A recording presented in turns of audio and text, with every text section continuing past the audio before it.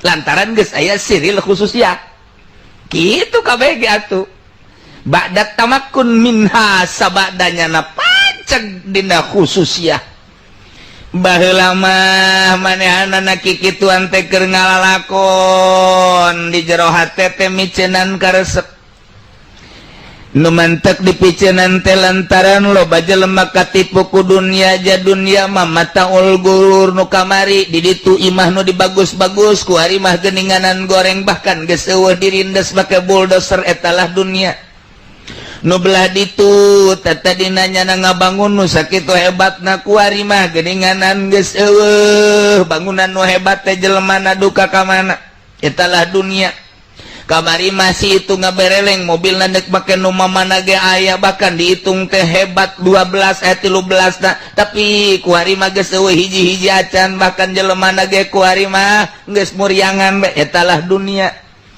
Nah kulantaran kos kitu maka si Asep teh micenan supaya ulah cinta dunia cintana teh ka nu nyieun dunia bae geus melalui riyadhah mujahadah terus kikituan bae ti leuweung ka leuweung ti gunung ka gunung ti kampung ka kampung teh nu dimaksudna mah ieu teh micenan karesep diri ulah resep kana dunia geus bisa ku ari mah dunia teh geus eueuh sasieun-sieun acan dina hatena ku ari mambung babarengan jeung makhluk lantaran makhluk mangan sakadar boga dua rupa mun teu nyacad ngalem eta teh jadi karugian ka urang ketika urang dicacat ketika urang di alam urang berubah cilaka nu mantak manehanana teh micin karesep kana makhluk ulah aya ulak ta'aluk putulak patali jeung makhluk hiji be ta'aluk teh jeung Allah ku ari bageus bisa Asep teh nomor katilu nafsu lantaran nafsu mah kendaraan setan setan teh ku Gusti Allah diciptakeun jang haru biru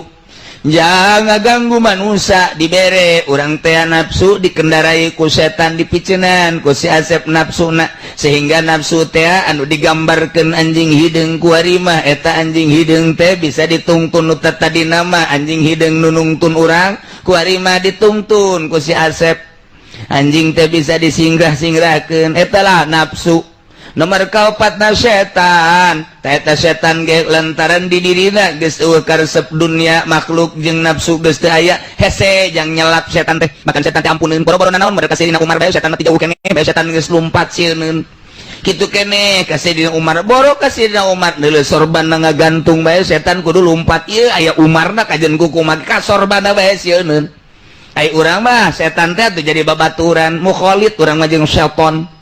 babarengan sa mobil rejeng babarengan di DPR diuk babarengan di MPR diuk babarengan di pabrik diuk bahkan dibisiki urang teh di pabrik ku setan teh cek setan cokot eta sepatu cokot eta sepatu lumayan 5 pasang ge kamun dijual jang tatambahaneun ma'isyah boloon